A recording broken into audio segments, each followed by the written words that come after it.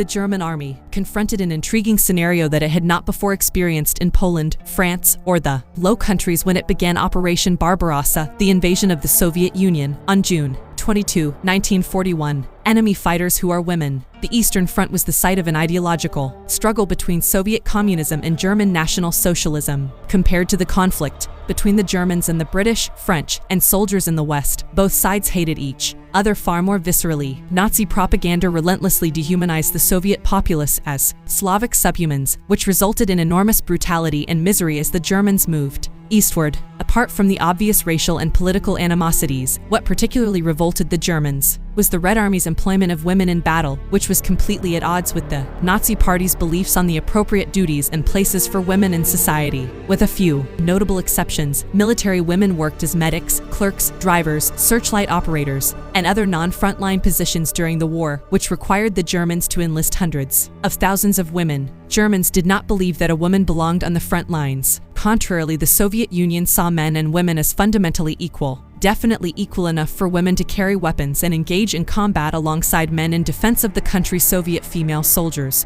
had anti-aircraft batteries in addition to the sorts of female military posts seen in the German, British, and American armed forces. Check out my film to learn more about the female anti-aircraft battery, which in 1942 was the first Red Army unit to attack German panzers as they neared Stalingrad. Fighter and bomber pilots included women, even a bomber squadron that the Germans mockingly referred to as the Night Witches existed. Of course, there were also notable female snipers, many of whom had a dreadful reputation and a huge kill total. Nearly 200,000 Soviet women received decorations for their service in World War II, and 89 of them were given the nation's highest honor for valor in journalism, the Hero of the Soviet Union. When female Soviet troops fell into German hands, as they did in quite considerable numbers in the early months of the campaign in Russia, it caused a very unpleasant reaction, since allowing women to take up arms was completely antithetical to the conventional German ethos. For female Red Army soldiers, the Germans used a pejorative term. They were referred to as Flintenweiber, which is German for rifle broad.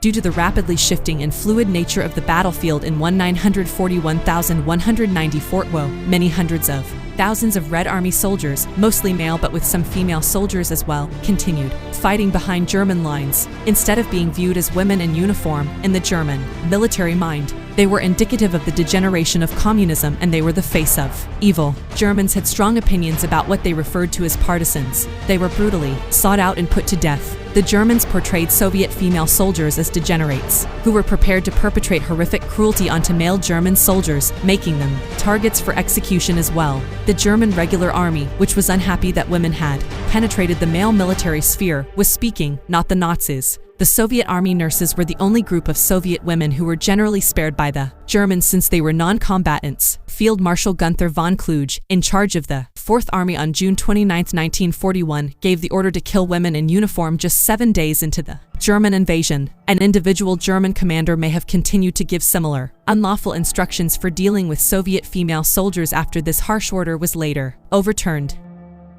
Field Marshal Volker von Reichenau, in charge of the German 6th Army in October 1941, gave detailed instructions regarding the treatment of captured partisans, female soldiers, and political Soviet military commissars. Each of them was going to be shot. After being captured, female soldiers were to be killed right away. General Ernst Hammer, commander of the 75th Infantry Division, issued a similar unlawful order further down the line of command, which stated, quote, "Ladies wearing Russian uniforms are to be shot instantly on principle," unquote. Insidious and brutal partisans, as well as degenerate Flintenweiber, don't belong in a prisoner of war camp. Instead, they should be hanged from the next tree, the commander of the 4th Panzer Division wrote in October 1941. Following von Kluge's unlawful command on the 27th of June, German units executed Soviet female soldiers on sight from the commencement of the invasion. The 122nd Infantry Division, for instance, produced a report the next month detailing the shooting of 30 captured female Soviet soldiers, with the exception of partisans and political commissars. Keep in mind that these German units were imprisoning male Soviet soldiers. However, the POWs were being horrendously mistreated in sizable open-air POW camps, routinely starved and abused. As we see here, German soldiers throwing food scraps to starving Soviet prisoners for fun. The regular German army carried out all of this. The numbers are startling. During the war, the Wiener Instrument held 6 million Soviet citizens as captives, and 3 million of them perished while detained. Not all Soviet women soldiers were fatally shot. Many suffered horrifying sexual assaults before being killed. Others were captured but later turned over to the SS because the army lacked facilities for housing female prisoners of war. Most of these unlucky women were sent to Auschwitz-Birkenau Women's Camp or Ravensbrück, Germany's largest concentration camp for women. Approximately 18,000 Soviet women POWs were housed in Ravensbrück at various points in time. In contrast to the Germans, who shot hundreds of women soldiers, many Soviet women soldiers committed suicide when they were about to be captured. Thank you for watching.